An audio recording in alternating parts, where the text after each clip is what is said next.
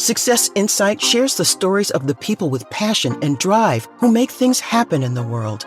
Here's your host, Howard Fox. Hello, everybody, and welcome to another episode of the Success Insight podcast. Our guest today is Sherry Ruth. Sherry is a retired teacher, coach, writer and blogger, and lifelong competitive athlete.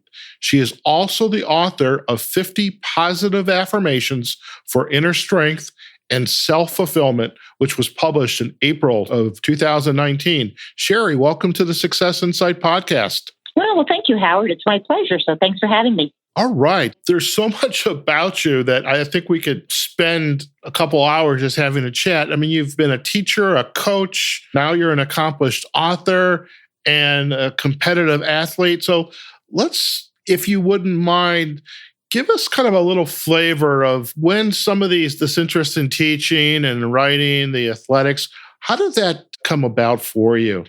Well, I'm a baby boomer, so I grew up pre-Title IX without equal opportunities for women in sports. At that time, if you had any kind of athletic interest or liked sports, you were a neighborhood tomboy. So I was definitely the neighborhood tomboy.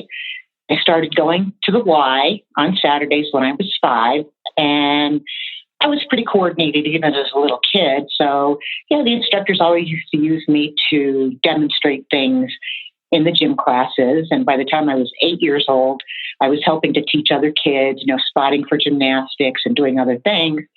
I actually knew since I was 8 years old that I wanted to be a PE teacher. I had one little lapse in judgment my sophomore year in high school when I had an excellent English teacher. And for a short period, I considered changing my major to journalism. But I thought, I wanted PE for so long. I'm not going to change my mind now. I kind of always liked to write, but with teaching and coaching, really, you have no life outside of school and what you do. The routine of leaving the house at 5:30 in the morning and most nights getting home after coaching practice, 8 o'clock. And you get up the next morning and do the same thing. It pretty much dictates your entire life if you truly want to give it everything you have and try to be the right thing for every student that you have. Gotcha. Now, with your writing, I mean, it seems kind of obvious to me from the outside looking in. Now that you've written this book, well, you've accomplished some of that goal of writing, but with the teaching, so you said you actually were a PE teacher. What kind of coaching were you doing in the schools? Well, my husband and I started our own swim club the summer we graduated from college. So we were both All-American swimmers in college, so we always wanted our own club program. So we started that the summer after graduation. And then in the early 80s, we started running, got into triathlons, stopped coaching for a while, got back into it in the middle 80s with track and field, and I coached the throwers, shot with discus javelin. And I also coached volleyball for 16 years. And then in 1999 or 2000, I also became the assistant athletic director at our high school. But it was a big school, 3,200 kids. So that was a little bit of everything. It was a great life. I miss it every day. It's easy to say you can always go back, but you most certainly have some fond memories, especially the work and also the students and the ones that cross your path in your local town where you might have lived, or that you see them written up in a newspaper. And that's a great testimonial to some of the work that you have done. And, you talked about the triathlon in the 80s, and I remember that the Hawaiian triathlon was like a really big deal. And I was curious, when did triathlons as a organized championship level sport, is that always been there? And maybe just because you had the Ironman in Hawaii, it became part of our consciousness, or have we always been doing the triathlons? No, I think it actually started as a challenge with a small group of guys in a bar in Hawaii. And they were deciding which would be the most difficult event, a marathon, an open water swim from, I forget from where to where, or the bike race that went around the Big Island. They said, well, the only way to find out is to do all three. So they mean, they had no support. There was no anything. I mean, this original group of guys, and I think it was somewhere in the neighborhood of maybe 12. They did this all on their own. And then I believe it was Sports Illustrated picked up the story the following year when they did it again. And that's what kind of brought it into the public eye. So I think it started with them in 1979, and my husband did the big one in Hawaii in 1982. Oh, wow. So this is really at the early life. Oh, very, very early. And, it's a totally different experience then than it is now, because there was really no prize money. We were riding bikes, touring bikes that weighed 26 pounds. There was no energy replacement, no Gatorade, no gels or, anything for nutrition along the way. We just pretty much got out there and did it. They had aid stations by then, but it was a different kind of environment. Everybody just was very supportive of each other. It was a smaller group. There were only a handful of races on the East Coast at the time, so you saw the same people at the same races, and everybody just wanted everybody to finish and do well and be safe. And and then when they started offering prize money, there were issues with the competition and some athletes flattening other athletes' bicycle tires and that kind of thing. So it's almost like the sport changed a lot from what it was once they started offering prize money. And as it got bigger and bigger and bigger, and because back then it was the Bud Light Ironman triathlon. So Gotcha. But it was a great experience. Oh, no doubt. And I have a friend here in Chicago that, I don't know, she doesn't live in Chicago. She's out on the East Coast now, but she was training for the triathlon. And it's been wonderful to kind of see her progress over the years. And I don't know, I'm not going to share anything about how physically in shape I am or out of shape. Let's just say, I don't know there's a triathlon in my life. I know that's why we're going to talk about your book. Okay. We're going to talk about the book. Well, let me just say that even for your friend, the race itself is nothing compared to the preparation you need to do ahead of time. And it's that day in and day out, hanging over your head all the time, knowing that you have to get so many miles in a day, and you have to do this, and you have to do that, and you have to do this race ahead of time. And it's like anything in life. It's the preparation that it ends up being the much bigger deal. And as long as you're prepared, success is almost inevitable.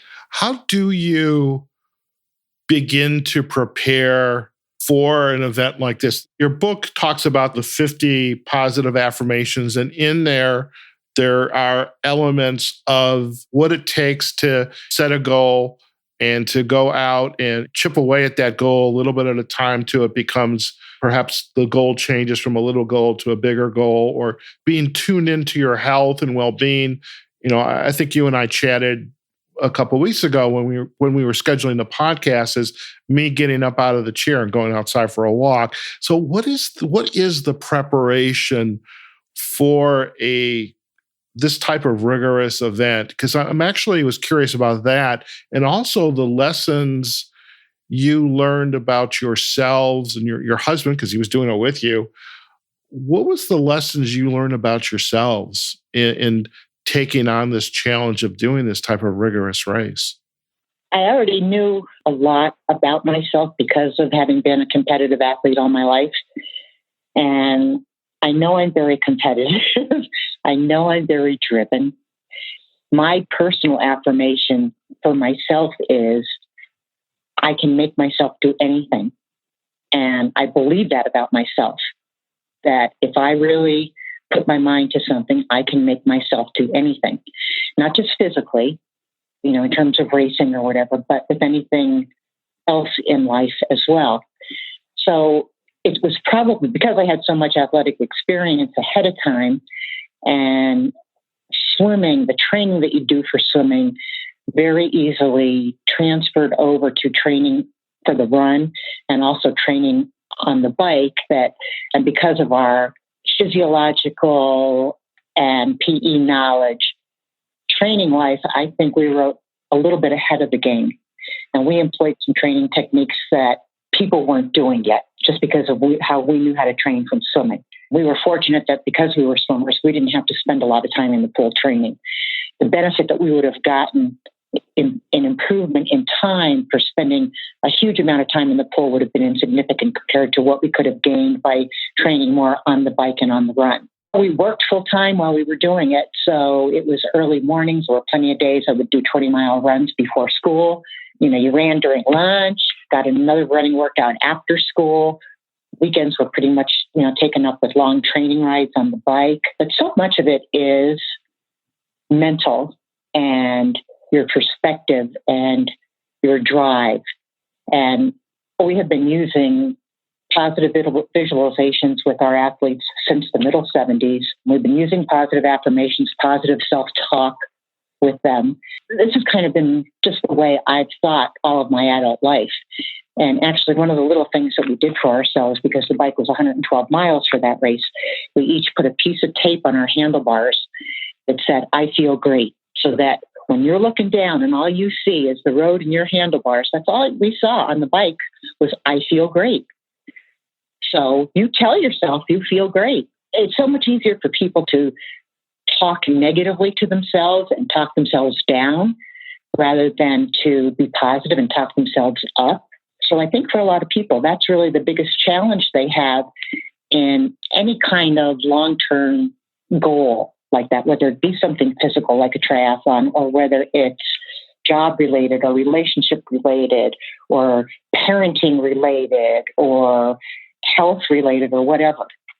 You need to have that positive self-talk to reinforce the goals that you're trying to achieve so that you actually believe that you're going to achieve that goal and you have a written timeline for it. What comes first? Is it, if I have this goal, whether it's a physical goal of running a marathon, doing the triathlon, some other... Or losing 20 pounds. Or losing 20 pounds.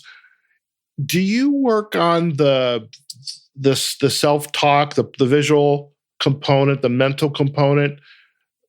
Does that come before to get people in the frame of mind? And the reason I ask is, like your book, and you alluded to it in the book, is every one of these affirmations, they're very short affirmations, folks. And then there's a note page in the book where you can take notes about that affirmation, where you're at or where you want to go with it.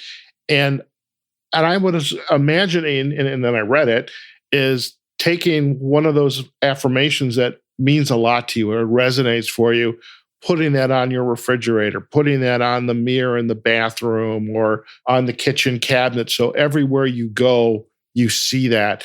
And so I'm curious, does the journey of making this change, does it start with the mindset, or does it come in conjunction with mindset plus whatever the activity, the goal is that you want to accomplish? What is there one that comes before the other? Yeah, I think they come in conjunction because you first need to know that there's something you want to achieve, but then how do you go about that?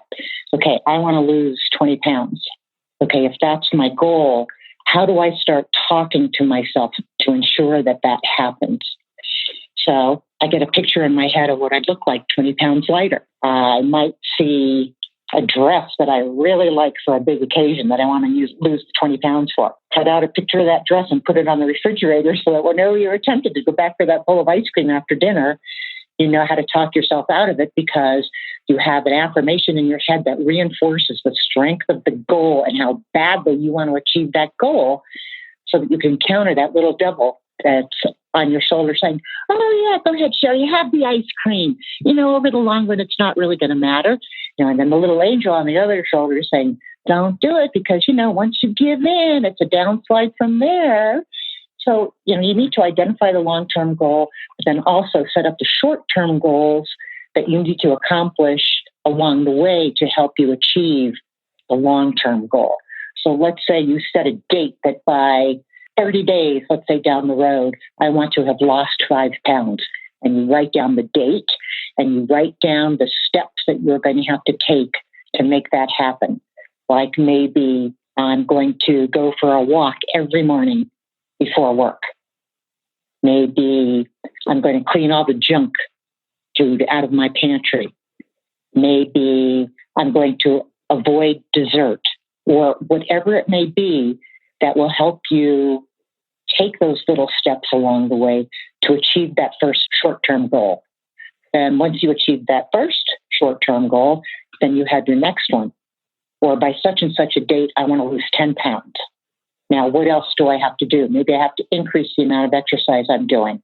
Maybe I have to have my family help me. Now, if you're cooking for the rest of your family, they need to support you in your goal of losing those 20 pounds. And that's another thing that's really important with your goal setting is that you only want to share your goals with people who you know will support them, because not everybody will. The last thing you probably want to do is to go to work and say, I'm trying to lose 20 pounds. Because right away, there are going to be a lot of people that are going to try to sabotage you every way they can. Oh, yes. They'll bring desserts. They'll go get the coffee. They'll go get the goodies. And they'll say, oh, come on, it's not going to hurt. Go ahead. Yes. So just share your goals only with the people that you know are going to support them and will help you along the way. Nobody else matters. Very good. Very good. And so before we get into the book, and I'm like right there, but I want to ask one quick question. You had talked about before the period in the triathlon, this idea of mindset, that was a part of your experience as an athlete in the swimming. How did you learn about mindset that early on? And did it come from the coaches? Did you get speakers coming in? Is something you read? Because I'm curious. It's always been there for you, but where did you first learn about that and the importance of mindset? Because it's clear that this topic has informed so much of what you've done, your husband's done, and that you've both accomplished in your life so far. Well, I think first and foremost, it's an innate part of my personality. I was the runt of the litter. I'm under 5'2". I grew up in a boy's world, basically. And I think I learned very early on that when you're small in stature and you're a girl on top of it, if you want to make your mark, you have to speak loudly and carry a big stick. And I think that was just part of who I was from early on. So I think even growing up, I was always very confident, very sure of myself. I had a very strong role model in my mother. We're very similar personality-wise, strength-wise. She never put limits on me, nor did my dad. Anything you wanted to do, you can do it. So I always had that growing up. But then when we got to college, our college swimming coach was way, way ahead of his time. He was basically a physiologist, and he was big into the mental preparation. And one of his favorite sayings was suppress all extraneous stimuli, so that when we got up on the blocks for a meet to compete, we had learned how to tune everything out. We didn't hear any noise. We didn't hear any cheering. We were totally in tune with our own mindset, our own bodies, and our own positive self-talk. So I was fortunate enough to have that experience in college. And then after we got out of college, the whole sports psychology field started to take off a little bit. And they realized the importance of positive visualizations and seeing in your own mind's eye the accomplishment of the goal. Not just seeing it, but experiencing what it would feel like. And we actually used to do positive visualizations, relaxation sessions, and mental training, even with our 8 and under swimmers. And they got really good at it, and they learned how to experience the whole event, not watch it as an outsider, but to actually bring out the physiological responses, feel the coldness of the water when they dive in, have their stroke count, their breathing count, and everything else under control.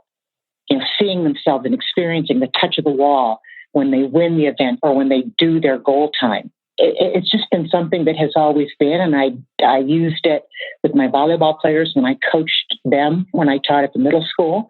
So I had some kids years ago that said, you know what, I still use what you taught us in 7th grade every day of my life. That's fantastic. So that's one of the best compliments you could get sure. as a teacher. You never really know for sure, because it's not the kind of profession where most kids will say, well, you had a huge impact on me, or you made a difference for me, or you set a positive example for me. And, you kind of know when you do, but, it's not the kind of thing where most kids will say, well, I want you to know this before you die, that you really made a difference for me. Right. Well, you're alluding to an interesting repercussion that happens with kids growing up, whether it's the relationship with the children with parents or children with teachers, mentors. The littlest things that you say to the child, which you might think is innocent, can have a profound effect. Without a doubt. Yeah, and when you're with others and that are supporting you and encouraging you on, and then again, you're doing that for the children as well, that's a positive reinforcement, and they're going to say, yeah, I can do it. Versus, I remember a teacher saying, you're never going to be a doctor. No, I think Dr. Fox has a wonderful ring to it, but lo and behold, I'm never going to be a doctor. But the teacher never should have said that, because you don't want to put any kind of limits on any kid or put any kind of ideas like that in a kid's head. Of course. So let's kind of dive into this book. Now, you've got 50 Positive Affirmations. It just came out April of 2019. What prompted you to now fulfill that idea you had way back when? What am I going to major in? And what am I going to pursue? Now you are an accomplished writer and author, and you've got a blog. What was the prompting that you kind of sat down and said, I want to write a book, and this is what it's going to be about? Well, I didn't sit down with the intent of writing a book. I had a friend who got a breast cancer diagnosis, and she was going to have a fight on her hands. And I wanted to find something inspirational and motivational for her to help keep her on track during her treatment. And I went and I looked for something. I went to bookstores, and it seemed to me like everything out there spoke more along the lines of gratitude and appreciation. Appreciate every day, be grateful for what you have. And I looked at those things and I thought, geez, that's like admitting that you have one foot in the grave. And I thought to myself, if I'm facing a fight like that, I want something that's going to motivate me and light a fire under me so that I never quit, I never stop fighting, and I never give in.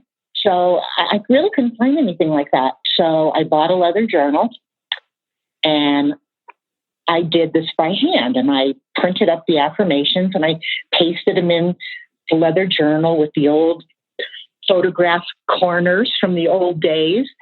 And I put them on the right-hand side of the page, and on the left-hand side of the page, I wrote a little support statement for each affirmation, just to kind of jumpstart her thinking for how she could apply this particular affirmation to whatever life situation she was dealing with the idea that it would inspire her own introspection to personalize the affirmation for herself.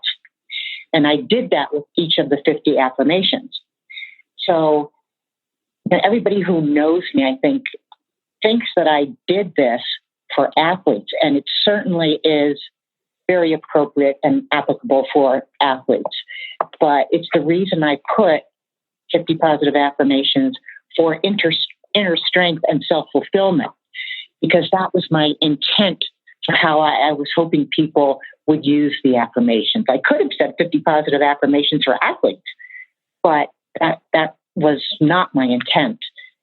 So I put this whole thing together and I gave it to her, and I ended up doing another one for my physical therapist's wife, who was having some major surgery. And, my husband looked at all this that I had done, and he, went through everything, and he said to me, this is really good. You should do something with it.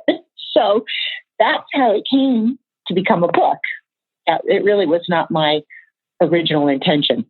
Well, it's such a fantastic story. And one thing that's crystal clear, I mean, coming from the athletic aspect of your life, which has had a profound effect on who you are today in that journey, And I think you're entirely correct. These affirmations, it's not just for the athlete. It could be for someone like your friend or the physical therapist's wife who is going through very crucial issues, important issues that hopefully are resolved positively. But anybody that's going through struggles, the father who wants to go back to school and get his degree, somebody who embarks on a new career, and I mean, heaven knows, I mean, these positive affirmations definitely align with what it's like being a solo entrepreneur as a coach, is because you're out there by yourself, and we get rejected all the time. Somebody doesn't want us, or I hear this from book authors as well. In fact, we did an interview recently with Eric Siegel. He's down in, it's down near Colorado Springs. He wrote a book, and the rejection from 50 publishing houses before the one publisher said, yeah, this is a great topic. We want to publish your book. And so when you fall short in something you set out to do, we can put our tail between our legs and go walk away and sulk, or we can pick ourselves up and learn from that mistake or that challenge and try again. Well, that's exactly right. And there's so much negativity out there, and we can be so hard on ourselves, and there can be so much self-doubt that can absolutely take over your entire life, and you can lose your sense of self with that. So the whole idea with the positive affirmations is that you have this bank of sentences that are incredibly meaningful to you for whatever situation you're in. And it could be divorce, it could be health related, it could be parenting. I've thought to myself, if parents could teach their kids how to think like this from the get-go, bullying would not be an issue, because the kids would have enough self-worth and they would know how to think about themselves to be able to disregard all the negativity that's out there. But they don't know how to do that, because it's so much easier to fall into that pattern of negativity and doubt than it is to work at learning how to retrain your thinking from the negative to the positive. It's like divorce. Some people look at it, it's just easier to sign the divorce papers and be done with it. But it's a heck of a lot harder to work at that marriage to make it work and be productive for both partners. And that's kind of the agreement you have to make. Is it worth the work? How badly do I want this? How far have I fallen from where I was hoping to be at this point? And what do I need to do to help pull myself back up? And it's all with perspective and how you think in your own head. You can talk yourself into doing anything. I'm a firm believer in that. I believe the body can heal itself if you help it and you know how to focus your thinking. And you can talk yourself into doing something just as easily as you can talk yourself out of doing something. You just have to know how to do it, and you have to practice it enough so that it becomes a habit for you. That's the hard part. I love it. Of these affirmations, is there one that is just so special to you? Like, this has been with you for just such a long time, and it's a part of who you are today. Well, I think my favorite one personally is I can make myself do anything. That's one that has always resonated for me. It's what turned me into an artist. When I saw a piece of artwork that I couldn't afford, I thought, I think I could make myself do that. I knew nothing about paint, nothing. And I just sat down and I made myself do it. And I ended up with some of my artwork in a gallery in Estes Park and a gallery in Sedona. So, I've experienced this myself on multiple occasions over the course of my lifetime. But there's another one that's really special to me, and the circumstances around it were not good. My husband had, several years ago, was found that he had an aortic aneurysm, and he needed to have his aortic valve and his whole aorta replaced. Now, this is a guy who has had a totally athletic lifestyle, tens of thousands of running miles too, and triathlon, all-American collegiate swimmer, the whole bit. And this is something he was born with. And I had one former student who is the head of a cardiology department at a major hospital back in Pennsylvania where we taught. And he looked at my husband's, all of his information, and he says, I don't know how you made it to collegiate swimming. So this was, almost an emergency kind of situation. And we went to Baylor University Hospital in Dallas to have it done. And I'm sitting in the waiting room. He's under for who knows how many hours of surgery. And I'm trying to hold myself together. And I'm thinking, how am I going to be able to hold myself together for him? I can't break down in front of him. For as difficult as this is, I have to keep myself together. And that's when this affirmation popped into my head that I am as strong as I am willing to make myself be. And I thought, that is absolutely the truth. I'm as strong as I'm willing to make myself be. And that changed my whole perspective. I got my act together and held myself together. And to this day, that has been very meaningful to me. And I have applied that with various aspects of my life as well since then. Fantastic. And thank you for sharing that with us and that story. I really appreciate that. Oh, you're welcome. What is coming up for you next? I mean, you've got this wonderful book, you've got the website, you've got an active blog. What is, I mean, I know there's no slowing you down. I know that from just a couple conversations with you and some email exchanges and looking at your website. Is there a, not a what's next? I don't think what's next does any justice, but what's on your to-do list? Well, I don't really at this point have anything specifically planned, but it's kind of like an everyday thing for me. I say that I miss teaching every day, and I really do. There's not a chance I could go back to the daily 14-hour slog, but I really miss the challenge of having the positive influence. And I've always felt that about myself, that I've had the ability to positively influence people. My mom used to tell me I was the Pied Piper of the neighborhood because whatever Sherry said, the other kids did.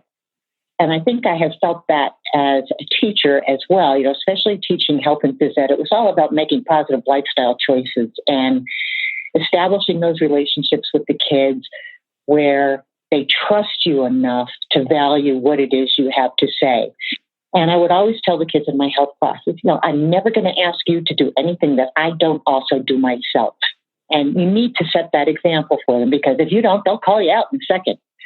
I think what I have as a daily goal down the line is I still have that personal need to feel like I'm making a positive difference for someone. And I think that really was the whole impetus behind this book. With not teaching anymore, the book, I feel, is giving me an opportunity to help people do the right things for themselves, to still have, a little bit of that positive influence, even for people that I don't know directly. That's really my goal.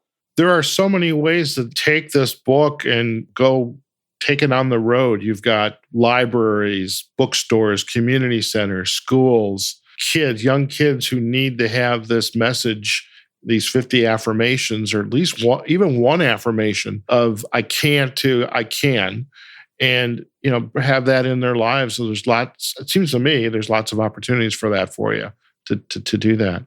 Well, it's I believe that's true, but it's really hard when you don't have the right connections and you don't have a foothold in the industry to know who to contact or who the right person is or how to go about it.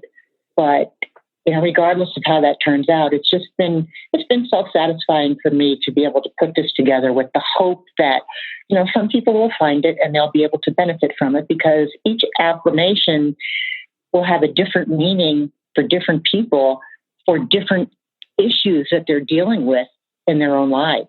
Some might look at one particular affirmation and it's relevant to their relationships. Another person might look at that affirmation and it might be relevant to their job situation. Or the same one might be relevant for a health lifestyle situation. That would be me. So it's not like all the affirmations. That would be me. Well, not like all the affirmations will mean the same thing to everybody and that they'll utilize them the same way. They won't. And that's the whole goal of having the journaling aspect of this book so that people can make their own notes, can, potentially list instances when that particular affirmation made a huge difference for them and why.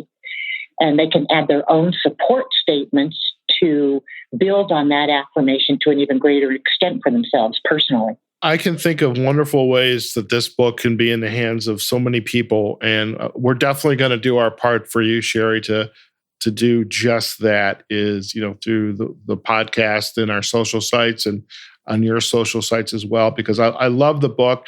I love the affirmations, our nice short one, maybe 2 sentences at most. And I really love, and I've seen this before in some other books where you've got the page to take notes. So this is not a book you just read and, put it on a bookshelf, but you actually consume this book. And I think that's absolutely wonderful. Sherry, it's been such a pleasure. Well, thank you. That's a huge compliment, and I appreciate that. And part of my hope with this is that people will learn how to write their own affirmations for themselves so that it's a learning experience all the way around. Don't just use the ones I've written in the book. Come up with your own that have special meaning to you. I love that. Come up with a new affirmation. Maybe that's part of a workshop is here's a couple, now come up with some of your own and be able to share that. And to, as you said, you share the affirmations with people who are going to help support you on the journey, not ones that are going to, be a roadblock to you. Sherry, if our listeners would like to learn more about you and your work, where's the best places for them to go? Well, I have a blog. It's self-empowermentforlife.com, and there's a hyphen between self and empowerment. So it's self-empowermentforlife.com.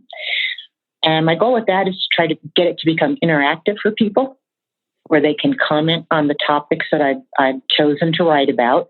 And I'm also on Instagram under sherryk.ruth.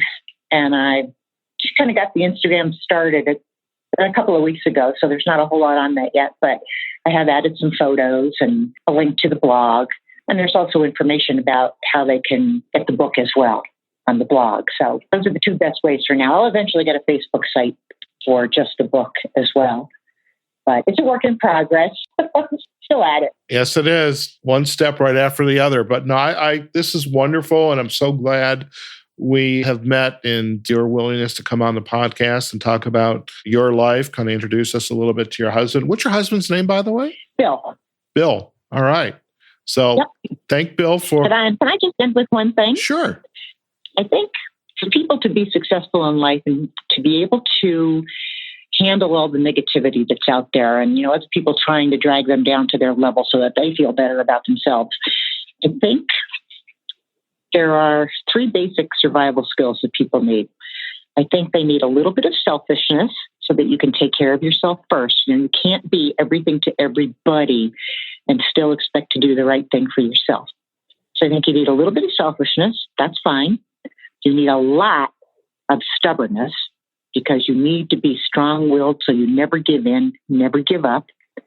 And I think you need just a touch of defiance in your attitude. So, that I'll prove you wrong kind of attitude, all the naysayers out there, kind of I'll show you, going against the grain, knowing something is right for you and just going with it despite all the negativity that's out there. So, we've become such people pleasers that I think some of those basic traits have been lost. A little bit of selfishness, a lot of stubbornness, and a touch of defiance, I think, can get people a long way. And I'm hoping that even though I never said that in the book, I'm hoping that those kind of attitudes come across with the affirmations.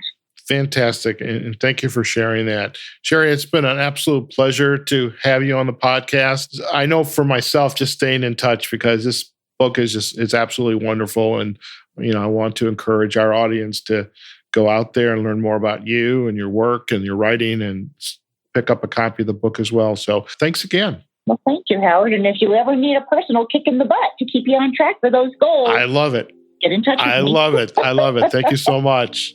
So, folks, we have just been chatting with Sherry Ruth. Sherry, she's a retired teacher, coach, writer, blogger. We also learned she's an artist and a lifelong competitive athlete. And we have been talking about her journey as well as the book she wrote, 50 Positive Affirmations for Inner Strength and Self-Fulfillment.